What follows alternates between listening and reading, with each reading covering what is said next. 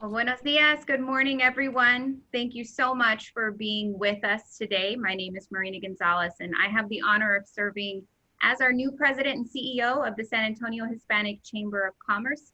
On behalf of our chamber, we appreciate your time and participation today. I would like to thank Estrategias Diferenciadas, our friends at EDSA who are sponsoring and presenting today to share a little bit more about their wonderful company and the important work that they're doing. So I would like to start by introducing EDSA to you before we pause and hand it over to their team to learn more about their important services. But EDSA is a company of technology professionals. They help drive digital transformation through their technology services. And with the team of over 110 people that are constantly training, they share a great love of teamwork to put service first for their clients. They're supported with strategic partnerships with Microsoft, Oracle, and UiPath. We're so glad to host them today so we can all learn more about their important work. And with that, I have two of our speakers today that I want to introduce with EDSA, and before I hand the floor over to them.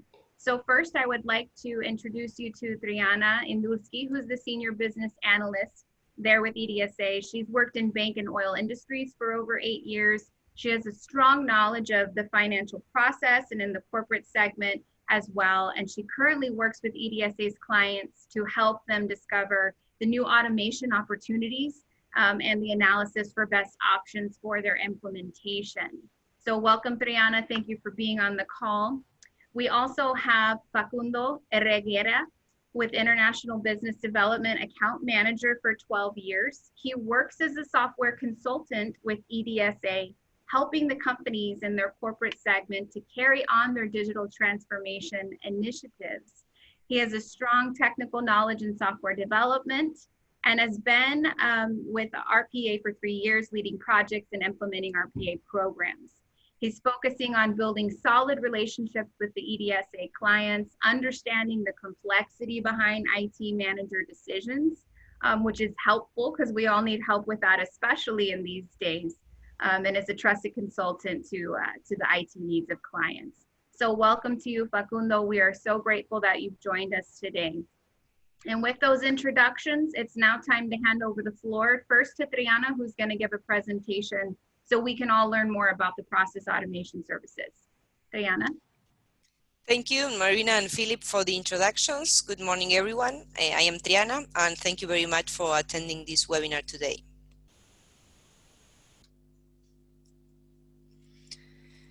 The future will be a world of robots. We will interact with them at home, in the streets, at the supermarket, and also at the office, where robots will do a lot of the work people do today.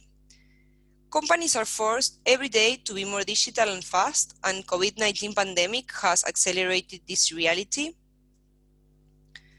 Gartner predicts that by 2024, organizations will lower the operational costs by 30%. How? By combining hyperautomation technologies with redesigned operational processes.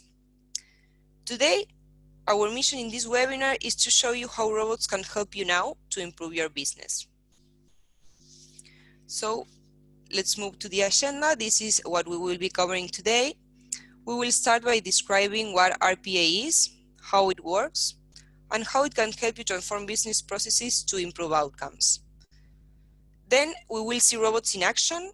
We will discover one example and 2 real-life solutions and use cases from our clients, what kind of outcomes you can expect to achieve, and the time needed to make the robot start working on the processes. After that, I will hand over to Facundo. He will be explaining the steps to a successful RPA journey, beginning with the candidate process identification. Because we really believe it's very common, companies don't know where to start with this technology, and looking for the right processes is a key factor to success. And after that, he will tell you how most of our clients have adopted the technology, and he will describe the key decisions to make it. As Philip just said, if you have any doubt, we will have a Q&A session at the end. And after this, we will be sending out a link to the webinar's recording. So let's start. What is RPA? So you certainly know robots that, for example, help in the manufacturing industry. They help automating tasks that were performed by humans, and they are physical robots. Well, in the case of RPA, we are talking about robots, but they are not physical robots. So RPA, that stands for Robotic Process Automation, are software robots that use systems and applications in the same way a human user does. They can mimic virtually any actions that humans perform, but especially repeatable processes. It's time saver for repetitive and tedious tasks, like, for example, verifying credit card applications, sorting through large quantity of data, storing customer information.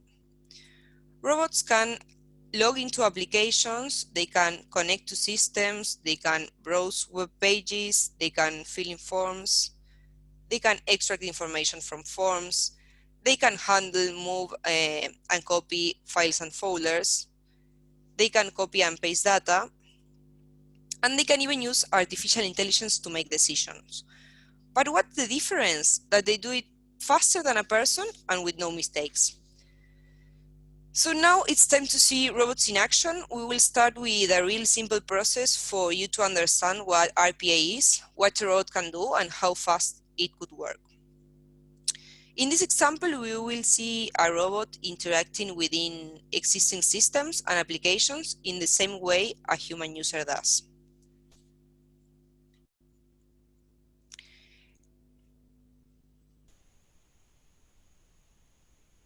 So let's see the video.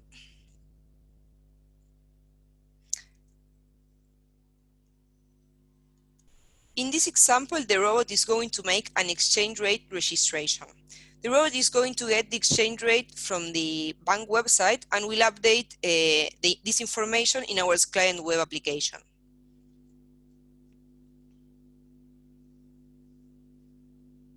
So, as I have said, now the robot is logging in.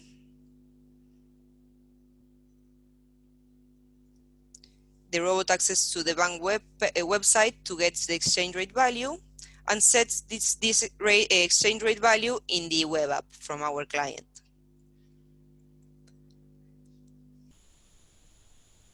And that's all. So as you can see, it only takes 30 seconds for the robot to perform the task. Of course, this is a really straightforward process and it doesn't require to follow many business rules. But now we are going to move to two real-life solutions. The first example will be a customer onboarding process, and the second case is a solution to automate vendor invoices registration in SAP. So in this first case, we have a real case for a customer onboarding process. The robot will extract contracts information from CRM, in this case it's Salesforce, and he will create the new customer card and the contract in the operation system. It's a process automated for our client Bisnode. It's a Sherman company. This company has recently entered into an agreement to be acquired by Dun & Bradstreet, and they offer business decisioning data and analytics in the form of digital services. Before having this robot, users took 20 minutes to process each contract. They processed around 600 contracts per month, and so the customer had 2 full-time employees performing this task. Now the robot performs the same task in less than 1 minute per contract. The implementation time for this project was 5 weeks, and the payback period was 6 months. So let's see the robot in action.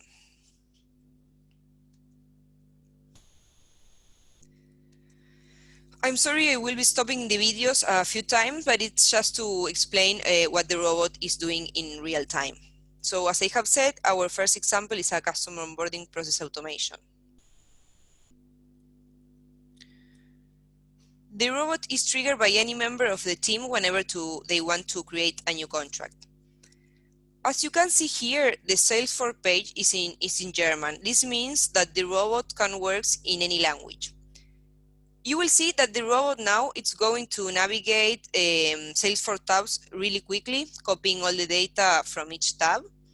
and he will keep all this information in his memory to enter it after this in the other system.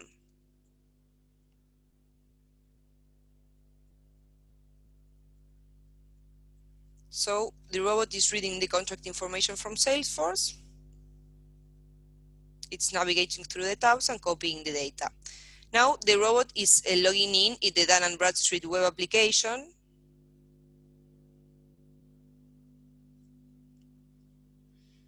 And finally, the robot creates the contract using the Salesforce information.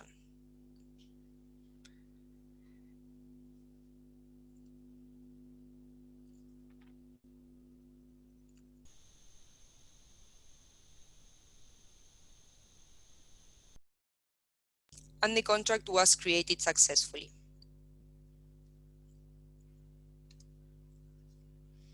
So, as you can see, we can rapidly find some of the benefits obtained by this automation. The first one is that it improves customer experience. How? By reducing service enablement time. Also, it frees up valuable time from expert employees and reduces errors from manual inputs. And here we have our second success case, that it's the vendor invoice registration in SAP. In this second case, we have a process automated for our client Generali, that it's an insurance company. The company requested a solution to automate vendors invoices registration in SAP, and this project was implemented in 12 weeks, and the payback period was 8 months. In this case, I will show you a flowchart for you to understand the case.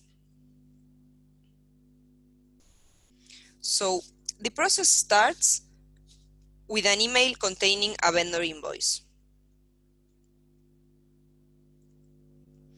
Two robots, Robot 1 and Robot 2, will work in the background 24 hours a day without user intervention. This first robot is going to read take the invoice, the digital invoice from the email, and it's going to use the optical character recognition software to read the invoice. If everything is okay, this second robot is going to register the information in SAP, and he finally is going to send an email confirmation to the vendor. But what happens is if something is not okay with the invoice? Sorry, this is what we call the happy path. But what happens is if something is not okay with the invoice? So these two robots will send every business rule exception to a third robot so a person can resolve the conflicts. In this way, we can say that the robots take care of automatically perform every operation, and people will only intervene to solve the exceptions.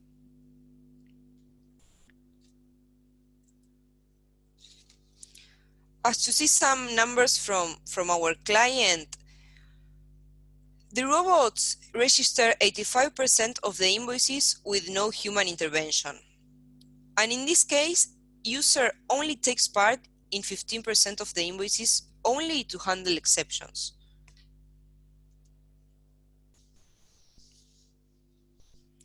So now, let's see what Robot 1 and Robot 2 do in what we call the happy path if no exceptions take place.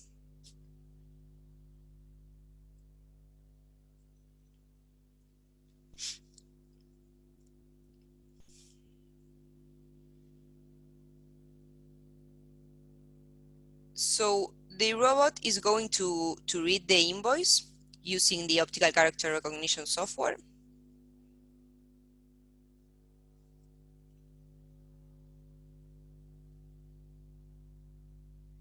And if everything is okay, he's going to log into SAP to create the new invoice form. So the robot is logging in.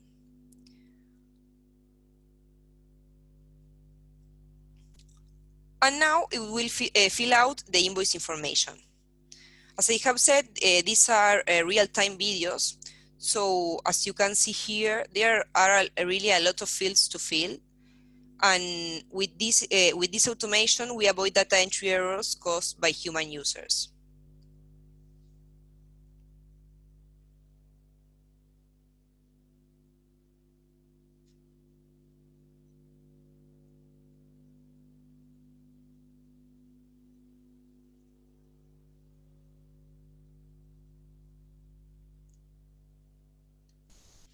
Finally, when the robot finishes, it saves the invoice and gets the document number from SIP. So again, this task is completely finished by the robot.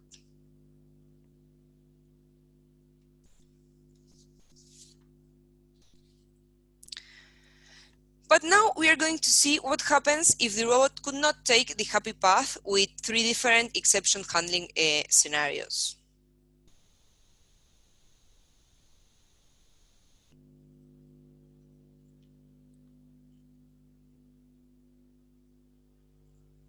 So the user will start the robot.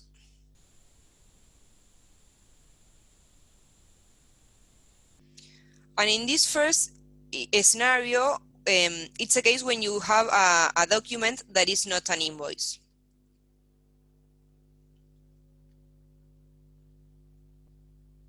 So as you can see in this case, it's a WebEx advertisement. So the robot will show both the PDF document and the validation form for the user to analyze the situation. The user in this case can see that no validation was loaded to the invoice data validation. So he will decide to manually discard the document.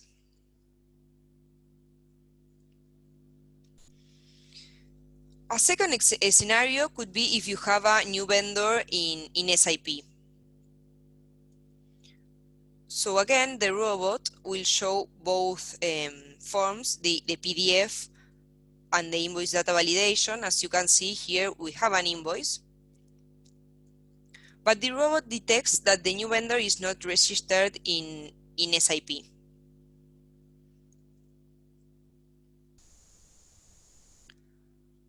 So it will show an error message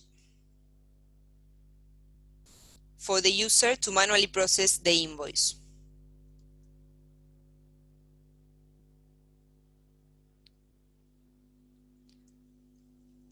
He has to process manually the invoice because in this case, he has to create the new vendor in SIP.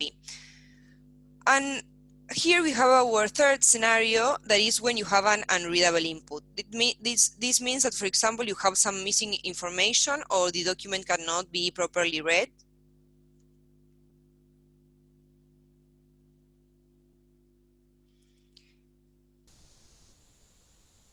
As you can see here, the invoice date is not clear. So the robot will warn, in this case, that the invoice date is missing. So the user can complete this manually. In this case, the user is only going to complete the missing field, that is the invoice date. And finally, the user sends the invoice to automatic processing.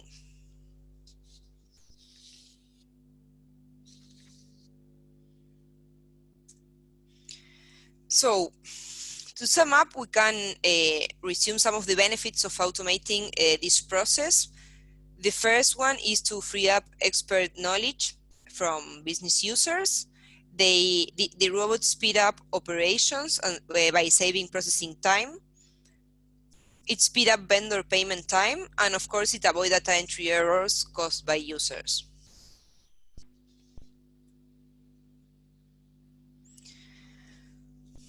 So, let's summarize the benefits of having these software robots being part of your digital workforce. The benefit everyone wants to listen is cost reduction. Robots help reducing costs, not only because they can replace repetitive and tedious and monotonous tasks done by a person, but also because they do not make mistakes. Another important benefit is that you can free up knowledge of highly skilled employees that spend a lot of time on repetitive work with data. By this, you can free them to engage in more value-added activities. Robots can improve customer experience. How? For example, responding to customer inquiries faster or reducing bottlenecks and errors. They can accelerate the process without making mistakes. And finally, I can sum up the rest of the benefits by saying that robots work 24 hours per day, 7 days per week. They work faster than employees and with no mistakes. So till now, we've already seen what RPA is and its benefits. So I really hope these examples were familiar to you and that you're already thinking on processes where RPA can help you within your companies. I would now like to introduce you to Facundo. He will take charge of the second part of this webinar.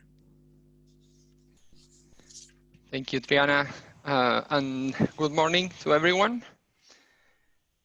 Okay, so now we will focus on how RPA can be implemented company-wide. To do that, I will talk about the RPA journey. This is a guide to implement RPA in any company of any size, of any industry. The first stage in the journey is the discovery stage. And the main goal at this point of the journey is to make the company aware of what RPA is and how it can help improving the business outcomes. And how do we do that? Basically, one of the best practices is to do workshops to introduce the technology to the key stakeholders, meaning the directors, managers, key users, or process owners. During these workshops, they not only will understand what RPA can do, but they also start discovering candidate processes where the technology can be implemented. And these candidate processes or automation opportunities will feed what is called the automation pipeline. We will talk about the candidate discovery in a couple of minutes. But then moving on to the second stage in the journey, which is the successful pilot stage. So basically now the company knows what they can achieve with RPA. And some candidate processes have come up for automation. So one of the best ways to try the technology is by implementing a pilot project. This is a great way to see RPA in action, working with your own company's processes without investing too much time, effort, and money. It's very important at this point to select simple to medium complexity process.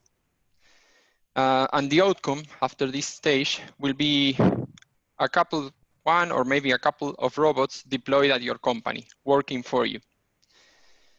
Then the third stage in the journey is scaling the RPA program across the enterprise.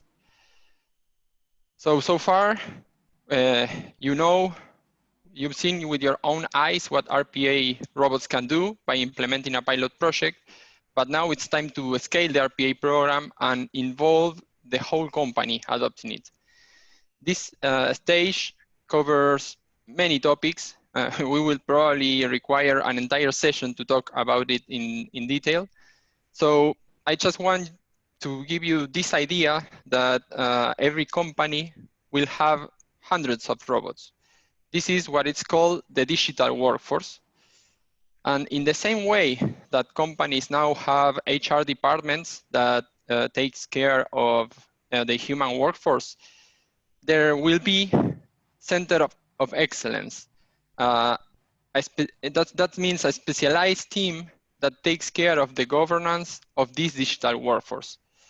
This team will lead the way in scaling the RPA program. They will help aligning the company objectives behind implementing RPA, so everyone in the RPA program push in the same direction, and they will define and implement the operational model and governance practices, and they will continuously look for improvement opportunities. Typically, the first 2 stages in the journey take 1 to 2 months. This is because implementing a robot, in average, takes only 1 month. And then scaling the RPA program across the enterprise could take between 6 months to 2 years, depending on the size of the RPA program and the company. During the rest of the presentation, we will focus only in the candidate process identification. This is because this is one of the first and most important activities in any RPA program. So let's now understand how you can identify which processes might be good candidates for automation. So as I said, these processes will be feeding the automation pipeline. Okay, so to discover these processes, we will first describe which main characteristics these processes should have to be considered suitable processes for RPA. First, they must be highly manual, repetitive, and rule-based. As an example, let's remember the customer onboarding process. That person was performing the same copy and paste actions from Salesforce to the web platform manually during the whole day. Then, processes should have high volumes and low complexity. Of course, the higher the number of transactions a robot has to process, the higher the benefit would be. And also processes must have standard readable electronic inputs. That means inputs coming from either systems or applications or PDFs, Excel files, CSV, or similar. And then, for example, processes where the input is free text written by a person will not be suitable for RPA. And last, processes must be stable and mature. You should not automate processes that are going to change in the short term or processes that are not well defined. Based on our experience, I can say that one of the main reasons that make RPA programs to not scale is the incorrect candidate process selection. Not choosing the right processes to automate could lead to spending too much effort, time, and money without getting the expected results. And this certainly will discourage companies to keep going with RPA. Sometimes there will be processes also that do not satisfy some of these characteristics. But this doesn't mean that the process should be discarded. You could probably think on or work on improving or adapting the process so it meets the requirements to be automated. Or perhaps you can split the process and automate only a part of it. Okay, we have seen what characteristics a process should satisfy to be considered a good candidate. Now I want to share with you these simple questions that have been very useful for our clients to start detecting automation opportunities. The purpose of them is to allow you to start thinking of processes where some of these situations happen at your company. So the questions are, where do we have more than 1,000 transactions per month? Or where do we have bottlenecks? Or where do we have highly skilled people performing repetitive tasks? Or where do we have rework because of user mistakes? Or delays responding to customers' needs?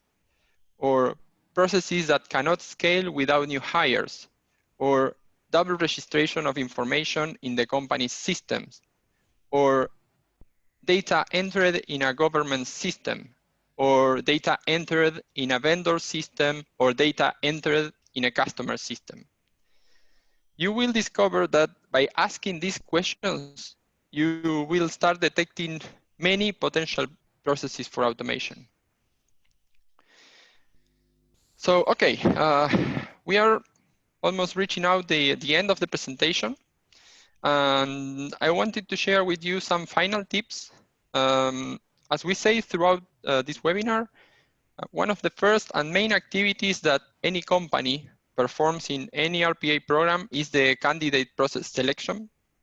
So what I wanted to share with you are these tips that we find to be key for a successful implementation. And it's all related to choosing the right processes when starting the RPA journey. What I'm talking about here is that you should not start with painful or complex processes. You will certainly find some painful processes that you would love to have automated, but many of them rely on complex logics that will probably lead to bad experiences with the technology. And then do not start with what we like to call Star Wars processes. This means don't start by trying to automate processes that will involve, for example, the latest artificial intelligence algorithms. You need to start with simple processes. That's how you will see results in the short term. And finally, look for low-hanging fruits and quick wins to get the buy-in from the whole company.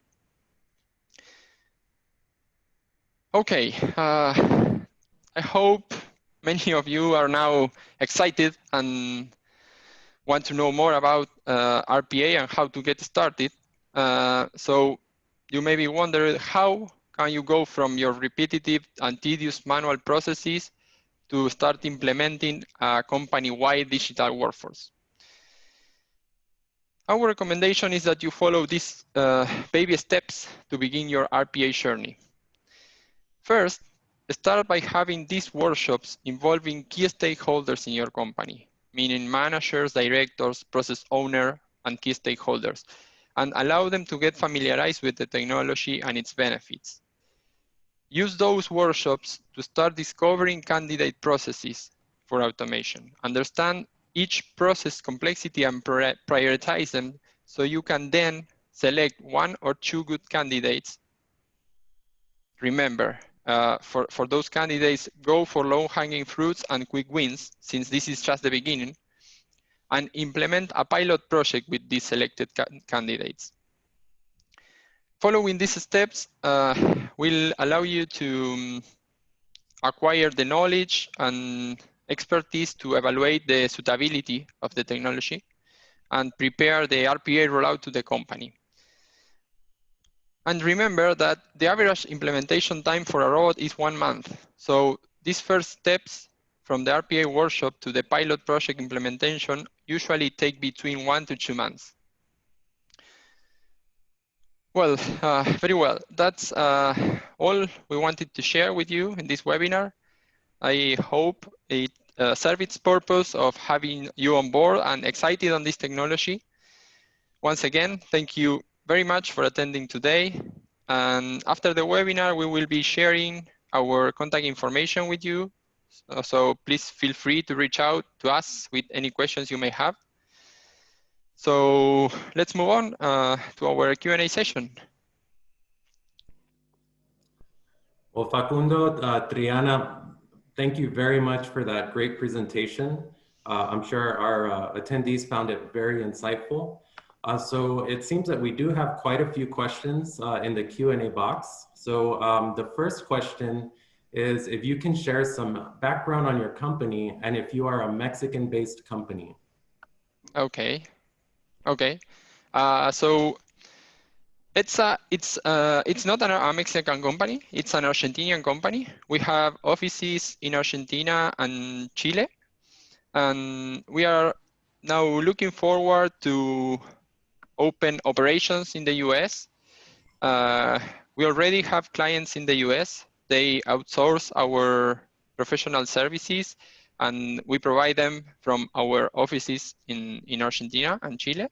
So yeah, regarding that, so yeah, that will be the answer. And then as a company, we not only work in RPA. This is one of the technology the company has been invested on for the last, let's say, I think 4 years. So it's a technology that we found all of the companies will need. So a lot of them are already implementing the technology, but we found to be the technology that many of them will need to improve their business outcome. So that's why we decided to move forward and invest in this technology. We have many customers now in in Americas, I will say, working with RPA. But yeah, so I think that will cover that question. Yes, thank you, Facundo. And just to give you all an idea of how global they are, Facundo's actually joining us from Berlin. So Oh, yeah. I believe it's 7 p.m. or somewhere in that time frame right now. So Exactly, yeah. thank you, Facundo. And so the next question is, how long does it take to implement a robot, and how much does it cost? Okay. So yeah, I said, like, in average, it takes 1 month to automate a process. Of course, it will depend on the complexity of the process, but that's the average we got from our experience. And of course, the cost will vary from depending on the effort that needs to be put in those processes. But it could be from, let's say, $3,000 US dollars to 10K, again, depending on the complexity. Yeah. Okay. Well, thank you for that one. And it looks like the next one is from Mr. Mauricio Malpica. He's asking, for the companies wanting to implement RPAs in their processes, would they need to add specific talent to their workforce? And what would be the best way to keep up and track RPAs with the internal organization? Okay. Yeah, so that of course depends on the model that you want to apply at your company. But so for example, you can outsource everything, or you can try to build your own center of excellence. I briefly mentioned the center of excellence during the presentation. If you want to build your own center of excellence, of course, you will need to train your people. There are certain roles that need to be covered. As any software project, you need to have project leaders, you need to have business analysts, you need to have software developers, and in this case, RPA developers. So you need those roles. For those roles, you will need the people to be trained. But in the case of the company outsourcing everything, let's say only training people working with robots, that's also needed. You need to reskill your people to know how to work with robots. It's part of the RPA program implementation and scaling the RPA program to have your people reskilled and trained on how to interact with the robots, how to understand what the robots are doing, and to know how they are going to work. So there are, like, I would say there are like two ways of two types of training or talent that you need to have. So one is the actual RPA program implementation talent, and then also you need to train your people, which will be working with the robots. Yeah. Thank you. Now the next one is the licensing costs, are they expensive? Oh, okay. Okay, so there are many RPA software in the market with different capabilities and prices. According to Gartner Magic Quadrant, leader vendors are UiPath, Automation Anywhere, and Blue Prism. Those are the leading vendors in this segment. And the licensing costs, of course, will vary on yeah, the vendor on one hand, and the type of or the amount of robots that you need for your processes. Yeah. Great, thank you. And it looks like the next one is asking, how do you trigger a robot? And does the person need to start it every time it has to execute a job? Oh, that's a good question. So there are basically two types of automation. They are called attended and unattended automation. Attended robots are triggered by a human and run in the human workstation. Okay, and unattended automation is typically scheduled and runs in background in a different workstation. All of the RPA vendors offer both types of automation. Typically, you will use attended robots when you need the user intervention throughout the process.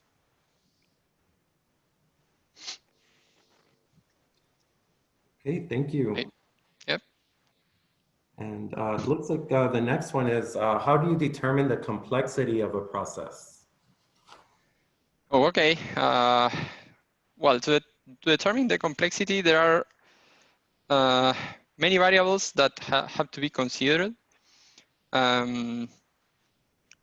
Just as an example, I will name a few. There will be the number of inputs that the process have, the type of the inputs, the number of applications and screens that the bot has to navigate with, the types of decisions.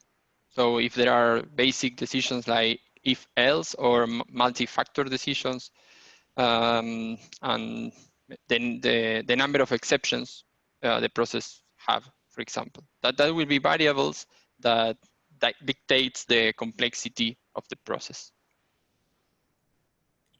Okay, thank you, Facundo. It looks like we have one more. What would be an indication that a robot needs to be updated or replaced? I'm not sure I understand the question. No, I don't think I understand the question. So what does it mean to be updated or replaced? So I will try to answer, but I don't know if if this will answer the question. So basically, you will have processes that at some point might change.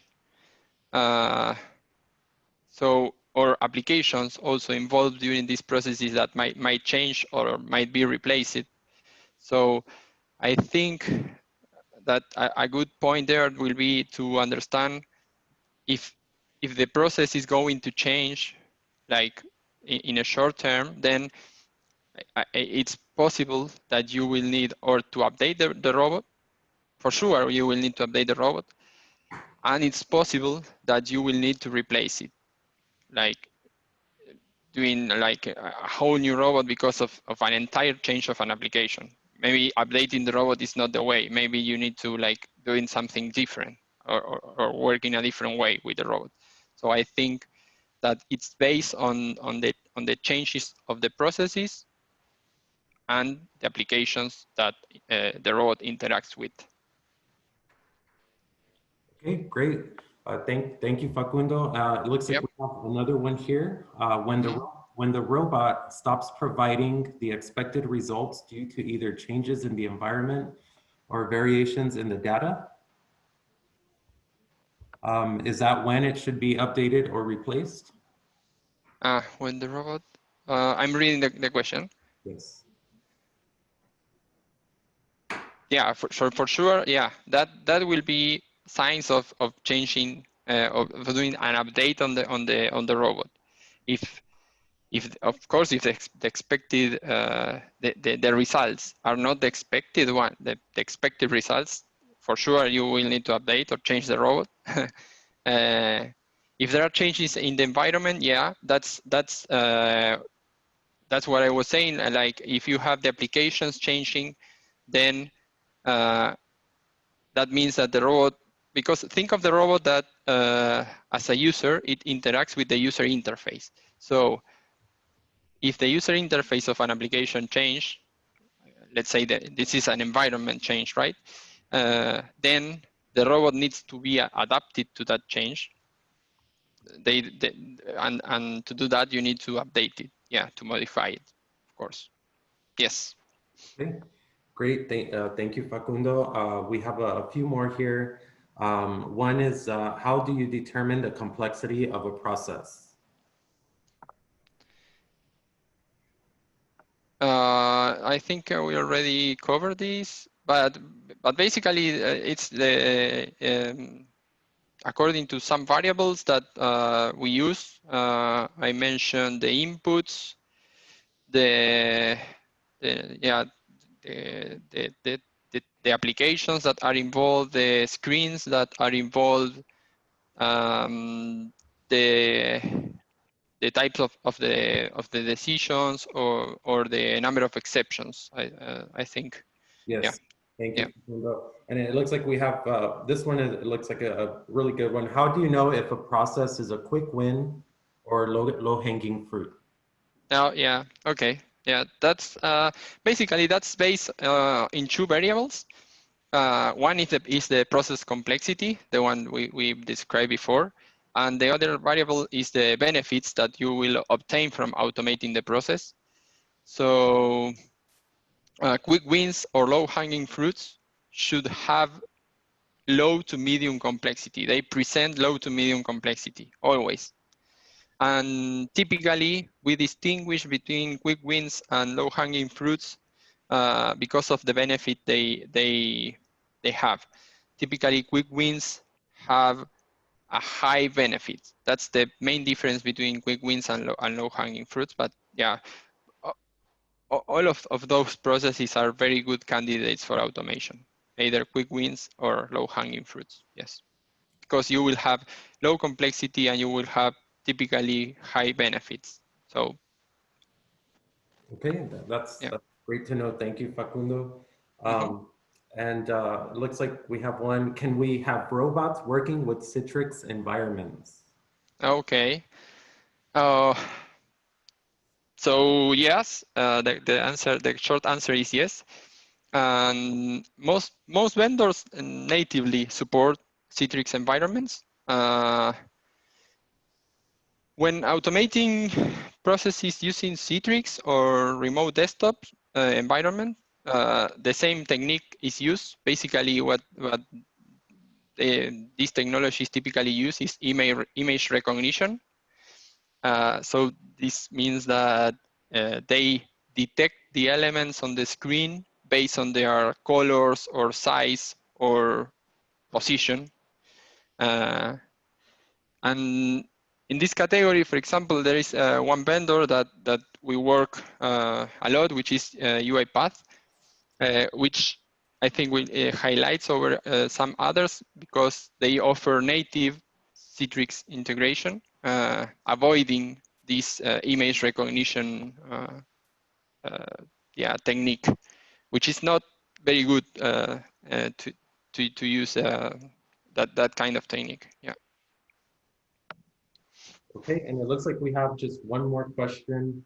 It reads, why would I use RPA instead of building an integration between two systems? Okay. Yeah, okay. Yeah, that's a very interesting question. First, I will say that RPA is not a replacement for every integration between systems. There are many ways you can do an integration between two systems. Perhaps you can use web services or APIs or, I don't know, database integrations or even flat files. And of course, integrating systems this way will work faster and sometimes will be the only way to do it. But it's important to mention that building this type of integrations require normally highly skilled people. And sometimes you will not have the budget to afford that kind of development, or you will have to wait for the expert team to prioritize your requirement, and you will not have the time to wait. So RPA can be very helpful in those cases. And there is also another benefit if you do this using RPA. because as RPA use the system as they are, every business logic or validation rule that the system already has will also apply when the bot is executing. So yeah, that will be benefits of applying RPA when you are integrating two systems. Okay, well, great. Thank you so much, Facundo. That was very helpful. I hope that our audience found it very helpful. And, I think that concludes our Q&A session. Looks like that was all the questions. So thank you guys so much. Okay. So I'd like to go ahead and at this time, thank you, Facundo and Triana, for the great presentation. I'd like to again thank our audience for joining us today. I'd like to let you all know that we are recording this webinar and it's going to be uploaded to our YouTube page. We will be sharing the link with all of our attendees within 24 hours. And should you have any other questions that may arise, we'll be sharing Facundo and Triana's contact information, so you can please feel free to reach out to them. And if there's anything that we can do here at the Chamber for you, please feel free to reach out. We appreciate you being members, and we look forward to the next one. Thank you so much. Thank you very much, Thank everyone. you, Philip and Marina. Thank you, Philip. Thank you, Marina. Yes. Our pleasure.